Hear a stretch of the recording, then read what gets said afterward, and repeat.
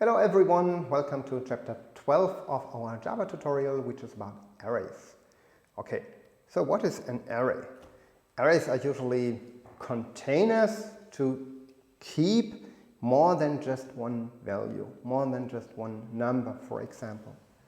Yeah, for example, you would like to kind of create a table or a vector or a matrix. So that's just more than one double value. So for that you need arrays in Java. And I'm using here, for example, an array of size 3 to keep 3 double numbers. You could imagine this as a three-dimensional vector. Okay, how does that work? In Java, you can see the array also. You can also always recognize these squared brackets here, and that is the symbol for an array. So what I'm having here is I'm declaring there is a variable a, and this variable a is of type array of double. Yeah, so this array a is an array to store double numbers. Well, and then as with other variables, there's not just the declaration, but also the initialization. And the initialization of such an array looks like this. So now we have a is equal to new double, and then in these brackets, the size of the array. So I would like to have a new array now with sufficient capacity for 3 double numbers. That is what I'm doing here. And after that, after declaration and instantiation of the array, I can also assign values to the individual cells of that array. So there's one important thing in Java: array indexes begin with 0. So the first element in your array is always referred to with index 0, the second with 1, and the third with 2. So what I'm doing here is simply that a0 is 1, a1 is 2, and a2 is 1.5. With that, with these lines of code, now I have created exactly this array, which is shown here as kind of a table. Now that's basically how you create arrays, but also how to access the individual values within an array. Here we are accessing these individual values for assigning new values to these elements of the array. Well, there's one important catch here. So basically, if we want to create a new array, we have to decide already about its size. We cannot dynamically increase the size of an array, for example. Yeah? So if upon instantiation we allocate sufficient memory for 3 double values, later on we cannot increase the size of that array. There are special classes where you can create something similar to dynamic arrays, but with this primitive array here of type double, that is basically static. When you create the array, then the size is already defined, and you cannot later on increase the size of the array. Well, arrays can be initialized or declared for any type of object. Of course, here we are using a primitive data type, double, but you can also use your own classes. For example, what I'm doing here, I'm saying there is an array of type point, which we call a. And now I'm allocating here memory for 3 point objects, so to say. I should rather say for 3 variables of type point, I should say. And now, what is then happening here? Well, with the constructor of the class point, I am creating point objects as before, and this point object which I have here, I'm assigning then to position 0 of my array A.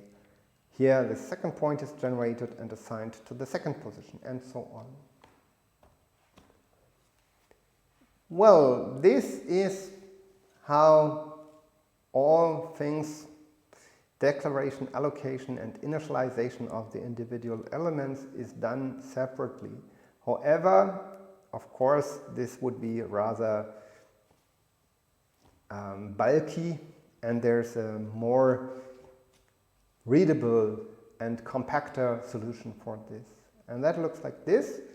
So first of all, declaration and allocation of the memory for the array can be done in one line. So we have array of double A is new double 3. So with that we create A already as a new array of size 3 for 3 variables of type double.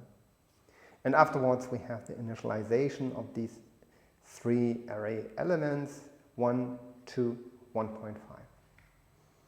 And it's even possible to make this more compact. So what we can do as well, we say array of double A is equal to, and then in these curly brackets you simply place, separated by comma, the 3 individual values, 1, 2, 1.5. So that is all in one row, one line of code, which is of course very readable and much easier to implement. Okay, let's get to an example. Let's assume we want a class to represent vectors in the two-dimensional space. So what we do, first of all, we have a class vector2d. And then what we have is we have an array which we call values. This array will keep the 2 components of our vector. So that is an attribute of my vector2d class. It's called values. And I keep now the x and y value together in one array. So then I need again a constructor which has the same name as the class, and that will require 2 arguments, x and y. And within this constructor, all I'm doing, I'm allocating sufficient memory here for 2 double variables. Yeah? And accordingly, my array values will have sufficient capacity for 2 double numbers. And then I'm taking this x argument and I'm assigning it at my first position of the array, and then I'm taking the y argument and I'm assigning it to the second position of my array. So that is how I would instantiate a new vector2d object. So with vectors we can do, of course, some calculation. For example, the sum is defined, the plus. Well, and that we implement as a method. We would like to be able to sum up multiple vectors. Well, it's an instance method, so I'm going to call this method for one object of vector2d, and this instance method requires a second vector2d object as input, and here internally it's called a. So for example, I would say u.plusv, and that would take vector2d u, and it would add to it vector2d v. And the outcome, the return type of this method, is again an object of type vector2d. That's basically how to add 2 vectors. So what are we doing then? Well, we are computing the new x-coordinate of our new vector, which is simply the x-coordinate of this plus the x-coordinate of a. Again, this refers to the vector for which I'm calling the method. And a here refers to the vector which I'm providing here in these round brackets as argument. And the output here, or the outcome of this plus operation, is then assigned into a local variable x. And similar, I'm proceeding then with the y-coordinate, meaning with the second dimension of my vector. And the sum of this is then assigned here in a local variable y. And after having computed x and y, I can create a new vector 2D object with coordinate x and coordinate y. And this I'm simply returning as result of this plus operation. So I take two vector 2D objects, namely this and A. I'm creating a new one and that I'm returning. Accordingly, return type of this method is vector 2D. Argument of this method is also vector 2D.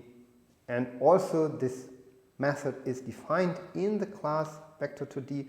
So it's an instance method of that class, meaning I would need to call this method for some vector 2D object u, and I would need to specify a second vector 2D object a, which I provide here in these round brackets.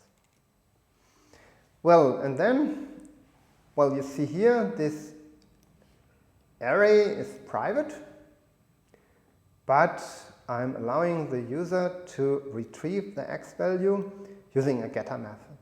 So public double get x, that is reading out the value here in the first dimension of my array, and that is then returned as a double number. And similarly, I can ask now for the y-coordinate, and I'm reading out the second value in my array values, and I'm returning that here as the outcome of my getter method. So in other words, someone who just has the look from the outside of this class,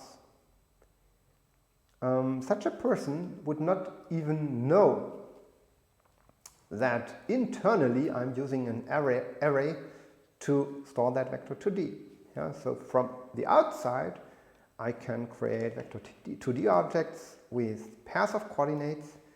I can access the x-coordinate and the y-coordinate, but I never obtain an array actually. That is somehow the data structure which is hidden here in this class. There I'm using internally an array of type double, but that's private. It's not visible from outside of this class.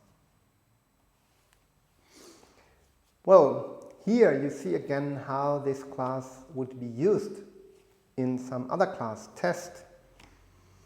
So I could create some vector 2D object A and another vector 2D object B and a third vector 2D object C. So A and B are just instantiated using the constructor of the class vector 2D. This one here, so that is requiring the x-coordinate and the y-coordinate as input, which you see here. But this vector 2D C, that is now not created using the constructor, but rather I'm saying vector 2D C is equal to A plus B. So I'm asking my object A, please compute the sum of yourself with the second vector 2D I'm providing, namely B. And the outcome is then stored in variable C. You see, this line of code is actually very nicely understandable and readable. And if you see this line of code, maybe the whole story makes a lot of sense now. Yeah, so that is quite intuitive, how to use this plus method, this instance method now. You can nicely read this. C is equal to A plus B. And afterwards, I'm using the system out println method to report the x-coordinate of C and the y-coordinate of C. And to retrieve these coordinates, I'm using the getter method within that class vector 2D. Okay, so far about one example dealing with arrays. Now, well, what I would like to talk about is this mysterious array args, which you see here. Until now, we have simply taken this for granted. Yeah, I always said, do not bother about this. It's always the same, so we can just stick to it, and I will explain it later. And now it's time to actually discuss what you see here. You see, it's public static void main, and in round brackets, the method takes an array of type string. And this array is called args. It has the variable name args, A-R-G-S. So what does it actually mean here? We also better understand now the first three components here. Public means it's visible, publicly visible, this method. Static means it's a class method. It's not required to specify an instance of class test for calling this method. Yeah, this is simply kind of affiliated with the class, but not with a particular instance. Void, it means it doesn't return anything, but this one here in these round brackets, it means this method, it takes an array of type string as input. And well, to understand what is actually this mysterious array args here, we can just try to read out this array. Yeah, so what we could do is, for example, we could take the first element in this array, the second element in this array, the third and the fourth element in this array, and simply print them to the console.